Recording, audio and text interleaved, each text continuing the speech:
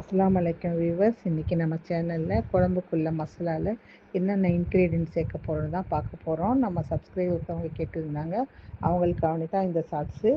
இதில் மிளகாத்தூளும் மல்லித்தூளும் தான் பார்க்க போகிறோம். கறி மசாலா தூள் இன்னொரு நாளைக்கு போடுறேன்.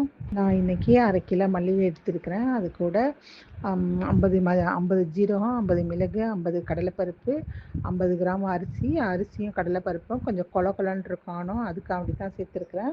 டேஸ்ட்டாகவும் இருக்கும். 1/2 கிலோ மல்லிக்கு இவ்வளோ தான் நான் சேர்ப்பேன். அதே மாதிரி மிளகாவும் கடையிலேருந்து வந்ததுக்கப்புறம் க்ளீன் பண்ணிவிட்டு அதோட காம்பெல்லாம் வெட்டி தனியாக எடுத்துகிட்டு நல்லா க்ளீன் பண்ணி அதையும் நல்லா காய வந்து மல்லியை வந்து கடையிலேருந்து வந்ததுக்கப்புறம் நல்லா க்ளீன் பண்ணிவிட்டு வெயிலில் காய வச்சு இந்த இன்க்ரீடியெண்ட்லாம் சேர்த்து காலையில் கொடுத்து ரெண்டையும் நல்லா அரைச்சிக்கலாம். இந்த மல்லித்தூள் ரெசிபி தான் மீனானோ காய்கறி ஆனோ புளிக்குழம்பு எல்லாத்துக்கும் நான் சேர்ப்பேன். இந்த ரெசிபி பிடிச்சிருந்தா லைக் பண்ணுங்கள்.